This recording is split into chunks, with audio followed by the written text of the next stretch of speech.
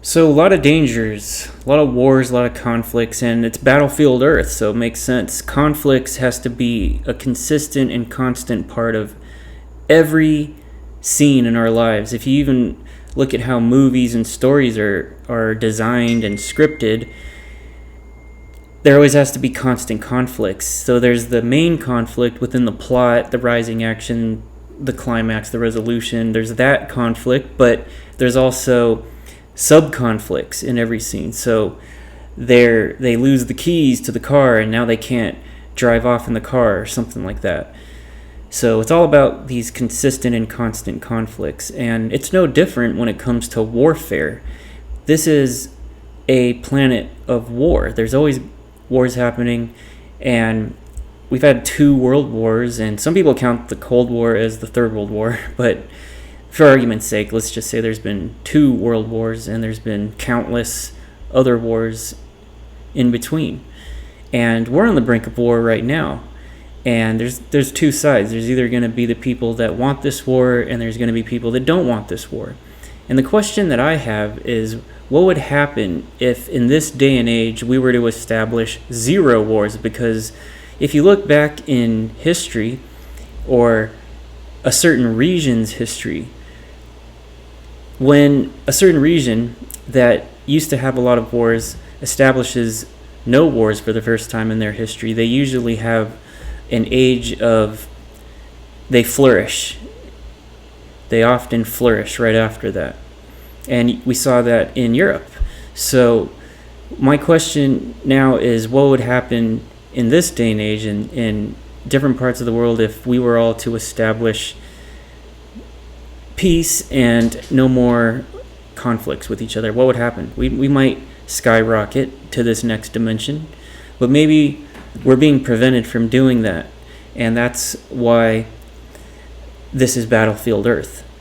But right now, whether you're for the war or you're not for the war, one thing I know for sure is that the propaganda machine to make you want there to be a war is a lot more aggressive than the influence to not want to go to war. And it's done by blaming and pointing the finger, demonizing, and putting the blame on a certain group or region of the world, and you stir up all this emotional anger and resentment, and that's what fuels the war. And then all these people profit from the war. So there's a pretty pragmatic, logical reason why a lot of people actually do want a war, and some people just are like war too. So I'm not even trying to promote peace or anything like that. I'm not trying to say things should be peaceful.